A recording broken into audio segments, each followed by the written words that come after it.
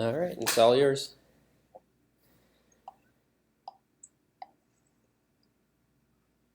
Okay, you're seeing. Yep. Okay. Um. Wait. I just get this. Sorry. Um.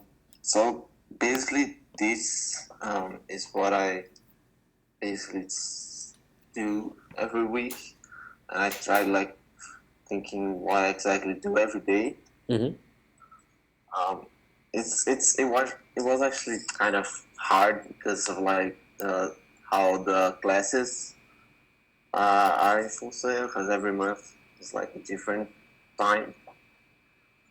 So like there's months that I had classes in the morning and I played video games and went to the gym and did other stuff in the night. And some months that I had classes at night and did this stuff in the morning. So it's kind of like hard Mm-hmm. to set up every month the same way. You know what I mean? Yes. Yep. Okay. But yeah, this is actually like Monday. I usually don't do much homework at Sunday. I try to like um, do all my homework until Saturday, so I can have my Sunday off. So I can relax a little bit. Right. And I mostly play video games every day. I watch soccer games a lot too, and it's usually 1 hour and a half, 2 hours. Um, Saturday, Thursday, Wednesday, and Tuesday. Okay. And gym also, I usually spend an hour there. Okay. And Wednesday also it's new comic book day, so I usually go to my comic shop and spend I don't know 30 minutes, 40 minutes getting my comics. And I come home and read some of them. But this yeah, and breakfast, uh, lunch, and dinner times that I use spend I don't know 30 minutes, an hour more if I'm uh, out, not eating at home. Right. Uh, this is basically my week. Okay. All right. And so in a little while, I'd like to take that structure and kind of show you why, I kind of like using calendars and how I think it might be able to help you. Because I agree with your Mm-hmm. first statement where it's difficult at full sale to keep a structure to our days and Yeah, consistently month over month.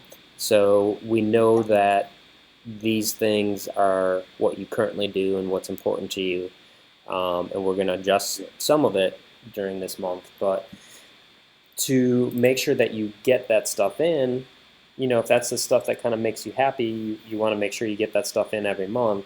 A calendar is going to give you a way to, this month doesn't have to be like next month, but it needs to have those things in it to make you happy, right? So yeah, usually I would start each month or each week or each day, and I do all three of those with some goal setting, with reviewing my month, my week, my day, and making sure that I have things in order of kind of importance or that they're in my day when I need them to be. So let's kind of go over the next parts of the homework that you reviewed. So okay, yeah. So you told me to find examples of like environment props and everything. mm-hmm. Um, I researched basically most of the companies that I wanted to work, Ubisoft and Bethesda, Okay. but I did have like some problems. I don't know if problem is the right word because I exactly, to be honest, I didn't know what like to search, like to get what are the words to search, you know, because Right. I tried for like art dump, wireframes, Mm-hmm. and um, I didn't get much wireframes. I mostly got like just a couple beauty shots. These were from the Black Flag. Yep. And there's Uh, some wireframes there, so you did get a few. yeah, I kind of got some. I also went to some art station page that they have some assets. A Rainbow Six Siege. Okay. Um, the from Doom also some weapons that Sky did. Really cool if they had the weapons. Uh, some textures also for Elder Scrolls Online. And I don't think I was also researching the Dragon Age Inquisition. I don't see this one. I don't know if it is from Dragon Age. Uh, and also this little article that it's kind of awesome. How they did with the modular level design for Skyrim, like the keys and everything. Mm-hmm.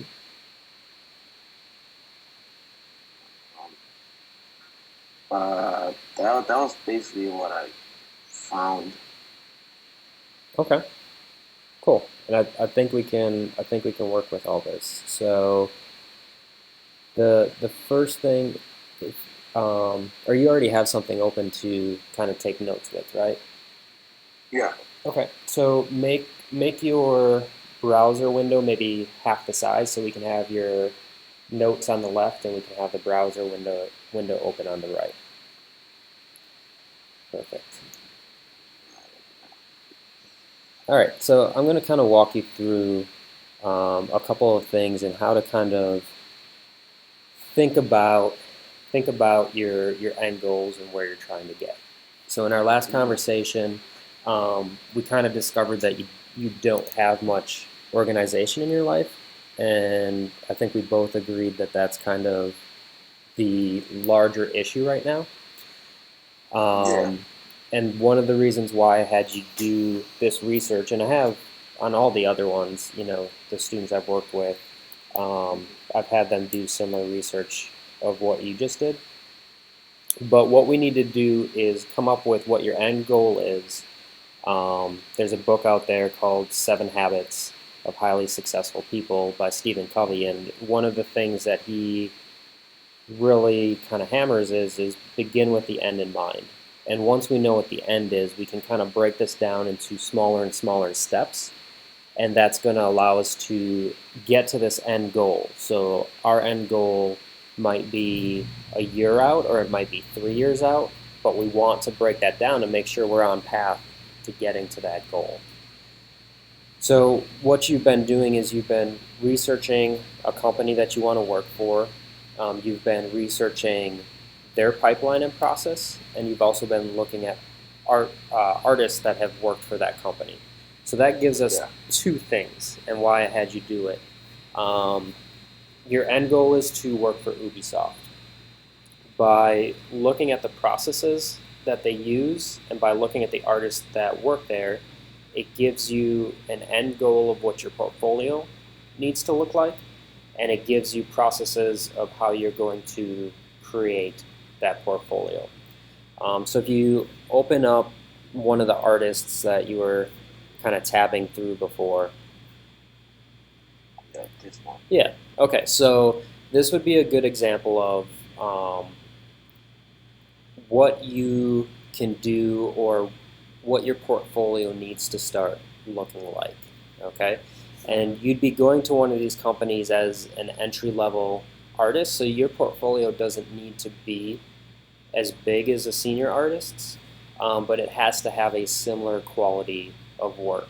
So if you were to go through here and pick, maybe 5 to 10 assets like these, right? So you don't want to do the exact same recycle bin Yeah. or mailbox or fire hydrant, but if you can find things similar to this, that's going to give you um, example pieces that you can create. And if you notice a lot of these, with the exception of maybe those chairs, all of them are very easy models to model.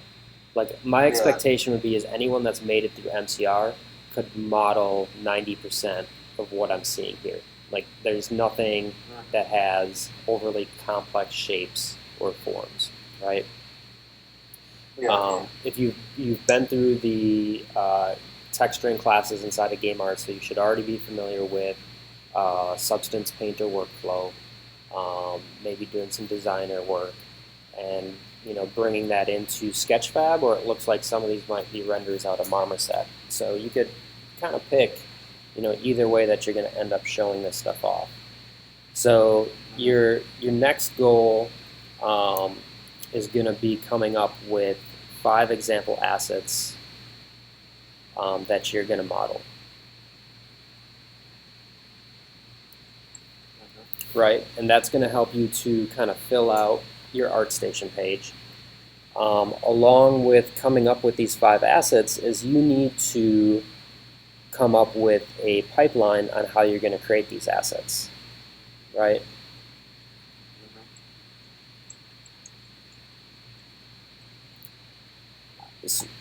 So what are some things that are like inside the modeling pipeline? Sorry? What are some things that are inside a modeling pipeline? So give me your rendition of a game art modeling pipeline, all the way through texturing. Like so from starting with the model to getting it into a game engine or into Marmoset. Give me your version of a modeling pipeline. From what I've been lesson about, modeling always in parts. That's it's better. Okay. Have also a lot of reference for from what are you modeling and what are you how you're gonna texture it. Okay. So should that be maybe the first thing that you start with? Um, yeah. Okay. So There. hit return here in your notes and put a little dash and put reference gathering.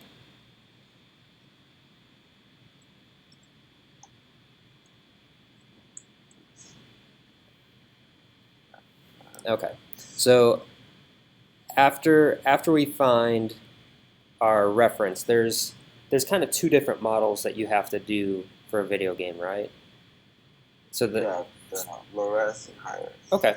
So do you tend to do your high res first, or do you tend to do your low res first? Yeah, the low res, the block out first. Okay. And low res after. Okay. So you do your block out, your low res, and then your high res? Yeah. Okay. So after reference gathering, put block out model. Block out. And then after that, you would put create low res.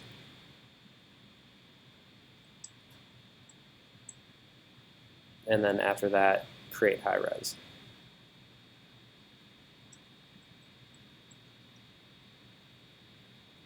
Okay. So what comes after creating your high res? Texturing. Okay. Do you need anything before you start texturing? Reference. Okay. Well, we gathered all our reference up front, but Yeah. what marries a texture to a model? Like, how can you put? We need something on our model before we can texture it. Bacon. No, we need something before we can even bake it.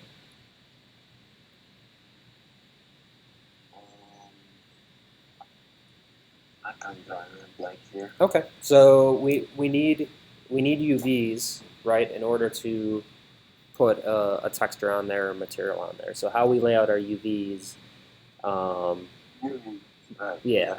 So let's say layout and organize UVs is the next part of your pipeline. I don't know how to forgot. Layout. UVs. Yep. And then so you have texturing and then you also have materials, right? So Yeah. let's put in block in materials next.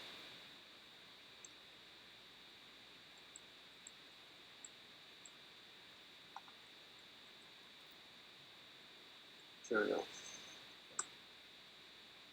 And then let's put adding textures.